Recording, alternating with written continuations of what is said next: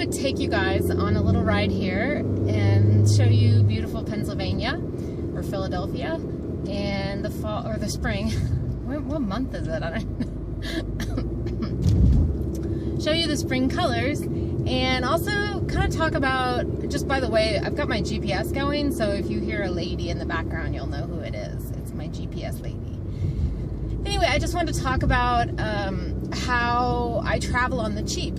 So this trip itself really hasn't cost me much at all, other than the main thing is the hotel and the rental car. The flight itself was free because I got bumped and Delta gave me a ticket for that, and I intentionally was bumped so I could get a free, or you know, nothing's free, but so I could get a voucher. Look at how pretty this is. I actually use a Discover credit card, and Discover really gives the best cash back rewards if you're going to use a credit card, and I pay it off every month. I don't believe in carrying a balance at all.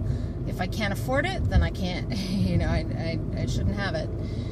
They also have great reward options, and for rental cars, I typically use Enterprise, and I typically use, Discover has for a $20 reward, you get $40 worth of credit.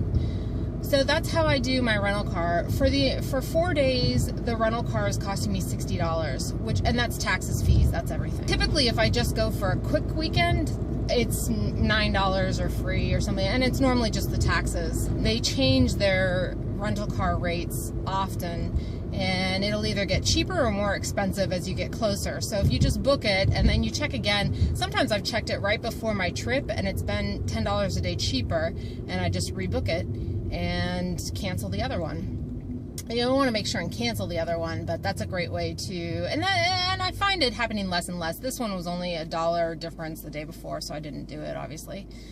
The other thing is, for my hotel, I almost exclusively use Priceline nowadays. It's not a perfect, I use Priceline or I use Motel 6, to be honest. I think Motel 6 is just such a great deal, and they're a nice hotel. You know, I'm not picky, so if you're picky, this may or may not be relevant to you.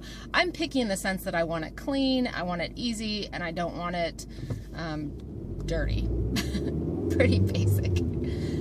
And I find Motel 6 does a great job with that. As far as Priceline, I typically do not book my hotel until less than a week before. What happens a week before is all these... In a quarter mile, turn right onto Chestnut Street.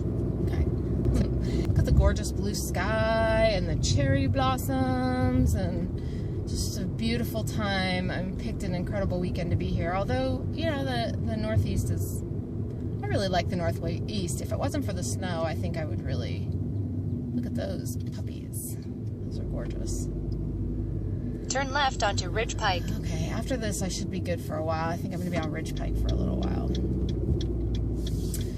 So less than a week, hotels drop all their prices. If they don't have enough rooms filled, they continue on drop Ridge them Pike pretty for low. 1 mile.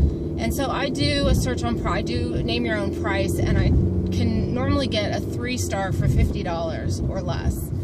I typically don't, my experience going less than $50 is that it's just hit or miss. Most of the nice hotels, 3-star and, you know, 2.5, 3-star, they're not going to go under $50. They really just want to fill the rooms to keep their staff busy, and that's kind of a break-even price for them. And typically what I do is I research, I know exactly which hotels in the areas, the specific areas that I'm looking for are available. So I kind of know 1 in 3 what my options are.